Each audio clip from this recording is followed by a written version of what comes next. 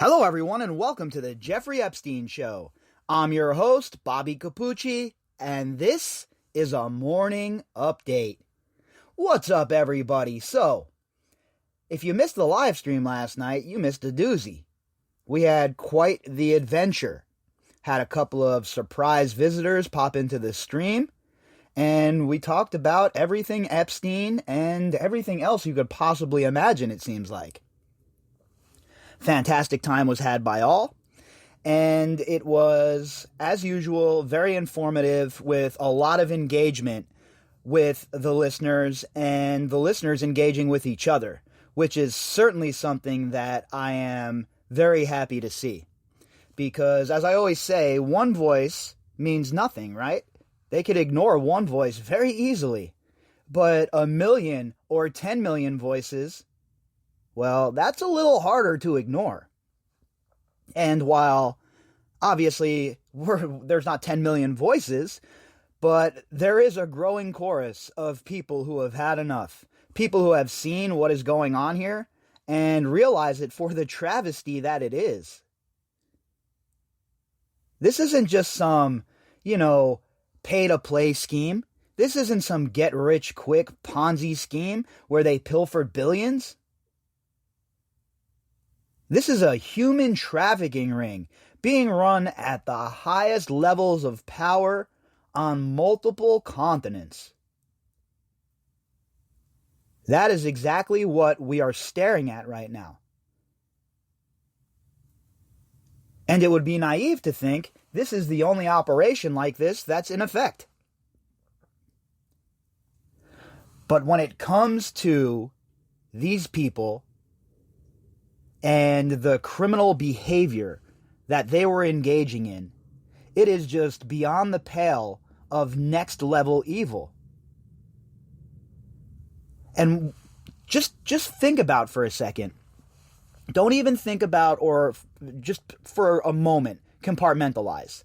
And just think about the girls from Palm Beach alone. The high school aged girls. 14, 15, junior high school aged. Who were abused by this man. Just that alone is so disgustingly heinous that it should have put him and all of his friends in prison for the rest of their lives. But no. That was allowed to occur. The prosecutors in Florida looked the other way.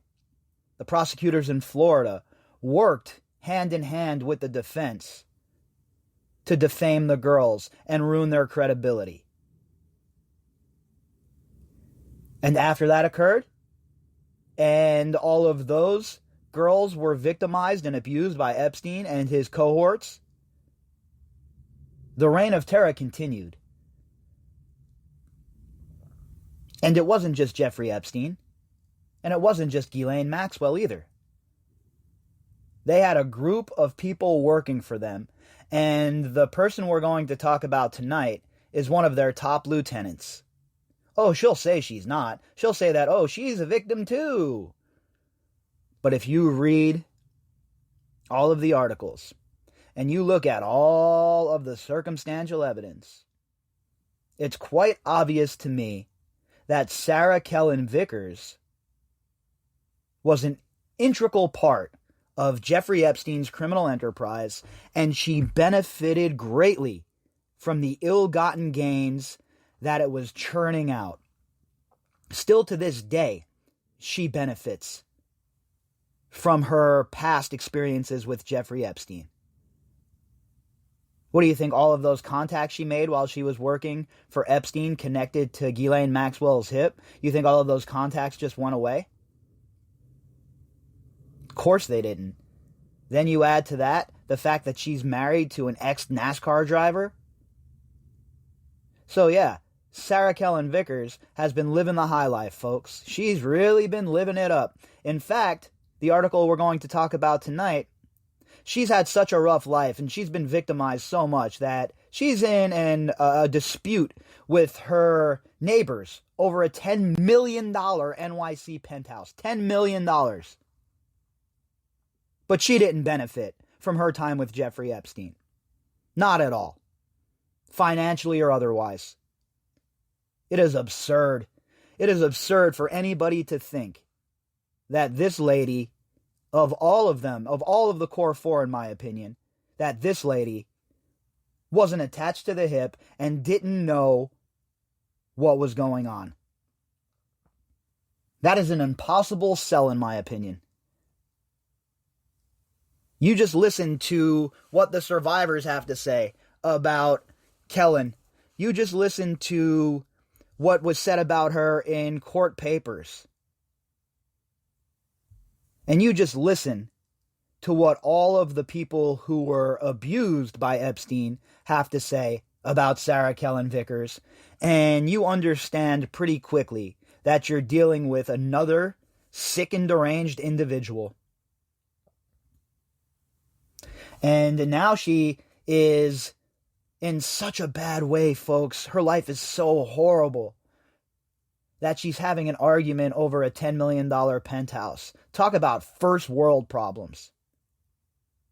She shouldn't be worried about a $10 million penthouse. In fact, she should be worried about putting that money into an account to pay for her defense. Because, in my opinion, she's going to need it. Our article this morning is from the Daily Mail.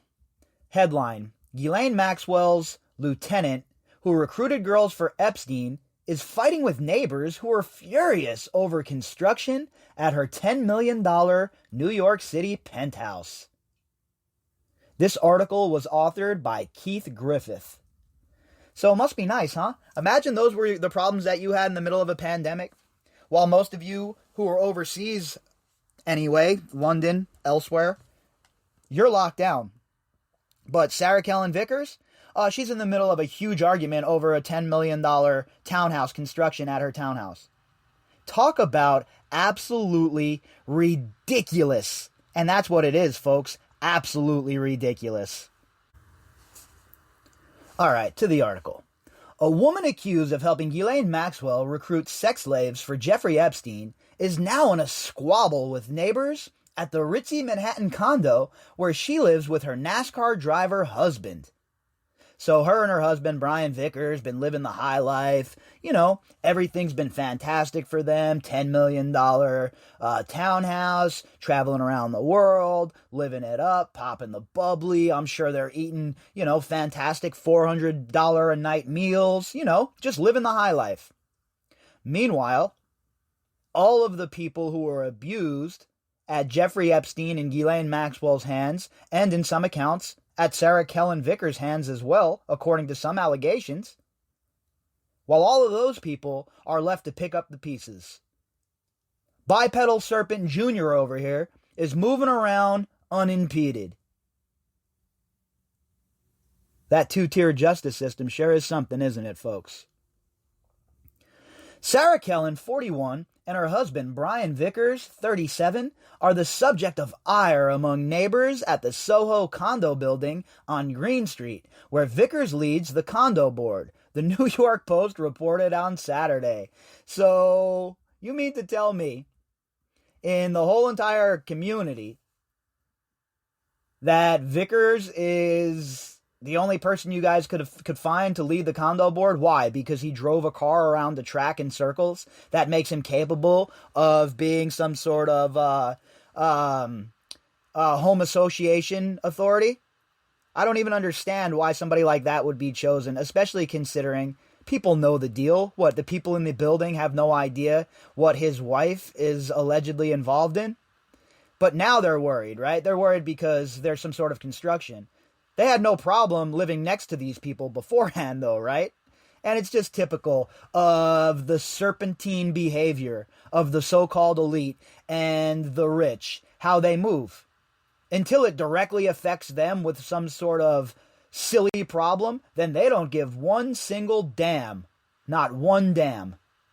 And that's what we see all the time out of these sorts of people who live in these houses. Oh, there's homelessness? Well, as long as it's not near our house, we don't care. Oh, there's a drug problem in the neighborhood? Well, it's not near our house. We don't care.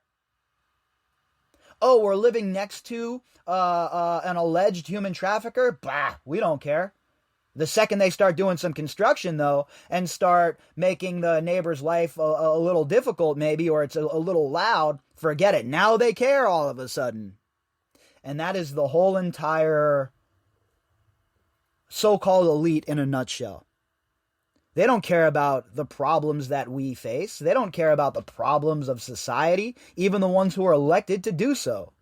They care about their own nonsense at all times. We're back burner.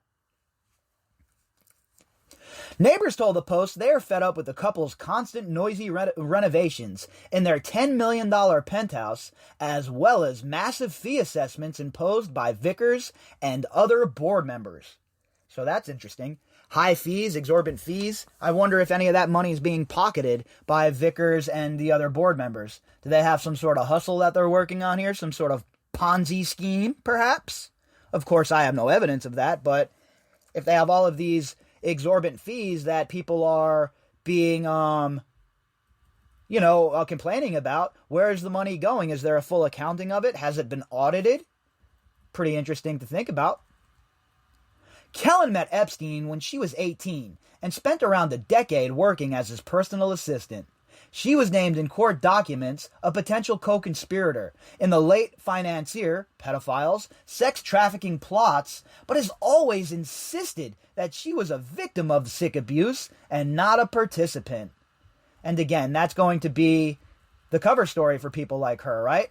She's going to try and use that, saying that she was a victim of Jeffrey Epstein, to try and build some good grace, to try and build some credit with the public. Because she understands that she is in severe jeopardy here, folks. She is in severe jeopardy here. All of the evidence is stacked against her. Just like with the rest of these people. The evidence is stacked a mile high when it comes to the core four and the people that were closest to Jeffrey Epstein. And Sarah Kellen Vickers trying to position herself as a victim of Jeffrey Epstein's when she never came forward after the first arrest. She didn't come forward after the second arrest. She didn't come forward after his alleged suicide. But yet now we should think that her story is believable and that it's something with legs. Sorry, I do not believe her. Okay, I do not believe her. Point blank, period. Kellen reportedly cut ties with Epstein after his first arrest in Florida in 2008 and gained immunity through the deal he struck with prosecutors. In 2013, she married her longtime boyfriend, Vickers. The whole immunity deal, it just rankles me. We discussed this a little bit last night on the live stream. It really bothers me, the whole entire thing. The fact that it was even put into play, the fact that someone like Sarah Kellen Vickers was given protection through it, and the fact that it gives protection to people who are named or unnamed. I don't even understand how that's possible. It's like a precedent that has never been set before. How many times have we heard from prosecutors who were completely mind-boggled over it? And somehow it has not been done away with yet. Somehow we're still waiting for the 11th Circuit to come to a decision? Over a month ago that they've heard this case. Now, let's go. Let's get something cracking here. Little has been seen of Kellen over the years, but she and Vickers reappeared in New York after Maxwell was arrested in July. It has led to speculation that Kellen might testify against Maxwell, who is charged with enticement of minors, sex trafficking of children, and perjury. Maxwell has pleaded not guilty. Now, it's quite possible, right, that Sarah Kellen Vickers is already talking. I've talked about this numerous times, and it would fall under the sealed indictments that are still working their way through the system. Now, has she signed a proffer agreement? Has she sat down and spilled the beans to authorities? I don't know. But my speculation is that if it's possible and it's been offered, that she has taken them up on that offer. Because she understands that she's not innocent here. All of these people understand that. And you're going to see it by how many of these people end up taking deals or attempt to get deals. And it's going to be a lot, right? A lot of people are going to try and roll over on each other. You see it in these kind of crimes all the time, even with the most hardened criminals. Nobody wants to be left holding that hot potato. So they all start ratting on each other in hopes of peeling a few years off of their sentences. And I would not be shocked to see the same thing here. You know, something like Sarah Kellen Vickers looking at 45, 50 years or something like that, 35 years, whatever it may be. And then they peel off 10 perhaps if she testifies against Maxwell. And that's how these kind of things work, right? But it really all depends on how much they need to send Maxwell up the river at this point. I would think that they have plenty of evidence. And these sort of people that are willing to come forward just bolster the case at this point. I don't think somebody like Sarah Kellen Vickers turning state's evidence would make or break the case where we're at right now, considering all of the evidence and the firsthand accounts of the alleged victims who were willing to come forward and speak on the record and testify against Maxwell. I think that is a huge, huge weight that is being hung around the defense right now. Meanwhile, neighbors at the 14-unit Mercer Green condo building, where Lindsay Lohan once lived, tell the Post that they are fed up with the construction racket from Kellen and Vickers' penthouse. It's the other homeowners that have to put up with it, one condo owner complained, noting that the couple are rarely in town. And yeah, that's typical of these folks, kind of rich folks, right? Why should they stick around and be inconvenienced if they can split out to the Hamptons? Now they got a helicopter service in Westchester, New York. You can go to the Westchester Airport and you can take a helicopter for $175 into Manhattan instead of taking the Metro North or driving in. And that's how these people live their lives. Oh, $175 for a flight to the city? Perfect. Right up my alley. Meanwhile, $175 to a lot of people right now is the difference between keeping their lights on. And that's just how these people act and how they roll. And they come from their gilded towers. And the rest of us, we're nothing to them. Even their fellow rich people mean nothing to them. So they got all this construction going on, right? And they're not even in town. They're like, screw it, we're going to dip out to the Hamptons or wherever it is these people are going. And we'll just let all this racket and all this construction and all of this noise cause all sorts of chaos for our neighbors. According to a lawsuit from one renovation firm alleging unpaid bills, the work on the couple's penthouse included a shoe pull-out wardrobe cabinet and teak adornments to the shower door. I mean, really? A shoe pull-out wardrobe cabinet? I got some breaking news for you, Bipedal Serpent Jr. You're not going to need that where you're going. Bologna sandwiches and government-issued dress clothes. That's what you're going to be wearing and looking forward to moving forward. The entire building has been plagued with constant construction work for years, dating back to before Vickers became board president in 2015, leading to inconvenience and high fees for owners. One condo owner told the Post that they've been charged $100,000 in assessments in the last 5 years. $100,000 in assessments in the last 5 years.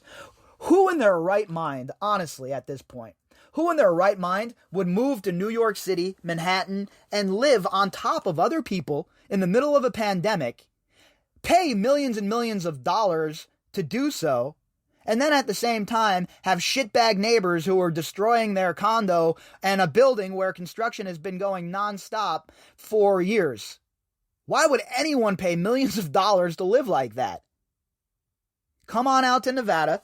We got plenty of open spaces, plenty of property for sale, and I think that you would find yourself much happier than living on top of people like rats in a colony.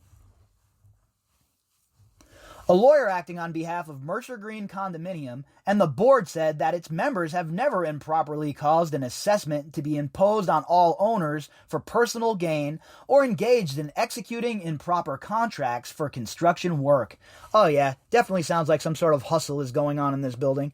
Some sort of grifting, some sort of stealing, and some sort of reappropriating.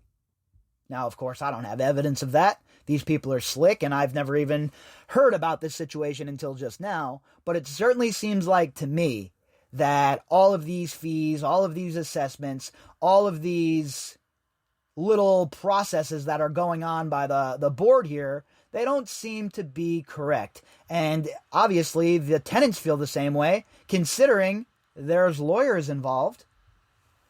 Vickers did not respond to an inquiry from the Post and could not be reached by DailyMail.com. He last raced in 2016, stepping back due to health issues. It's unclear whether he intends to return to the sport. Epstein's controversial 2008 federal non-prosecution agreement extended immunity to 4 potential co-conspirators, the Core Four, including Sarah Kellen and fellow executive assistants Adriana Ross, Leslie Groff, and Nadia Marcinkova. And for those of you who have not been listening to the podcast for a while, you might be new. I call these people the Core Four, meaning Jeffrey Epstein's core associates. They were the glue that held everything together, the straw that stirred the drink. And now that Maxwell's in prison, jail anyway, Brunel is in jail, it falls on the prosecution to wrap this up and bring in the Core Four and charge them for the crimes that they committed while they were working for Jeffrey Epstein. It meant Kellen could not face federal charges, despite multiple girls describing how she would book them for massages and greet them as they arrived at Epstein's Palm Beach mansion before escorting them upstairs and laying out massage oils. So she was aiding and abetting this. She knew what they were going to be, that they were going to be abused, and she went as far as laying out the massage oils. Give me a break already. Anyone who thinks that Sarah Kellen Vickers is innocent, anyone who thinks that Sarah Kellen Vickers is not up to her neck in Jeffrey Epstein's crimes, they're fooling themselves. According to police reports, one survivor recalled Kellen and Maxwell instructing her on how to please their depraved boss. Others claim the pair had warned them not to speak out about what was happening. That's called intimidating a witness. That is called a federal crime. That is also a RICO charge. Again, the question is, when are those RICO charges coming?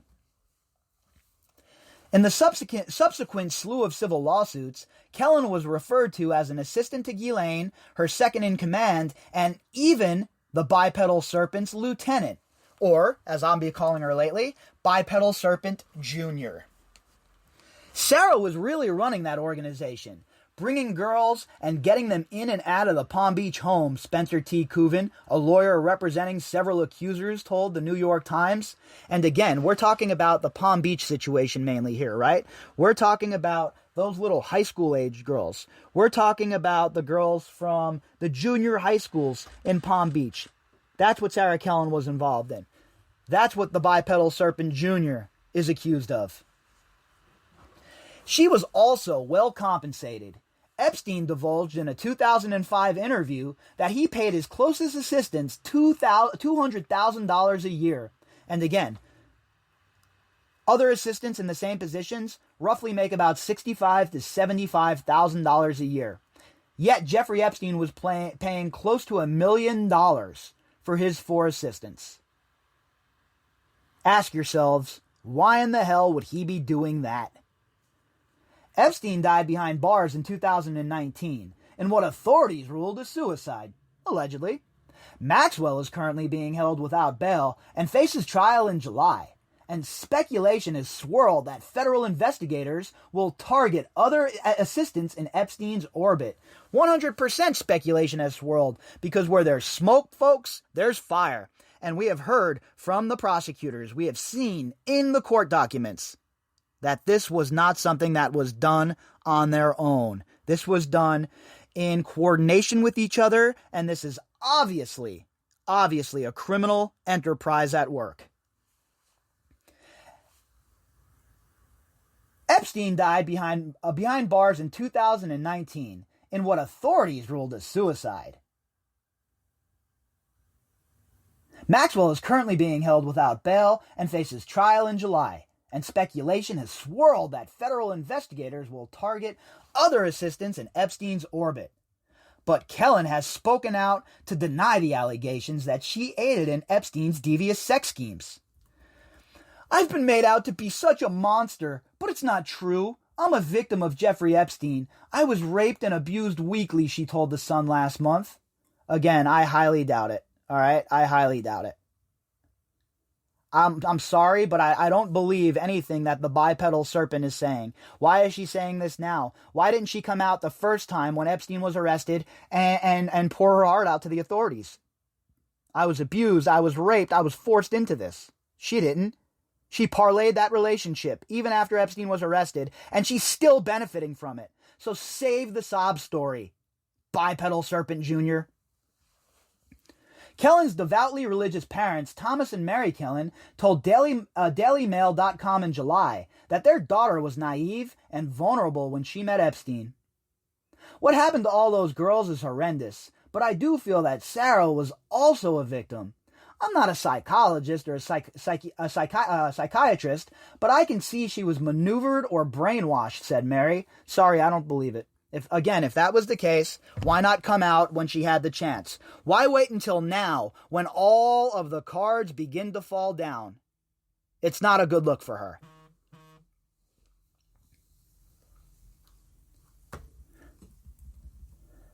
Thomas and Mary expressed fear that after Maxwell's arrest, their daughter would be next, a fate they insist she does not deserve.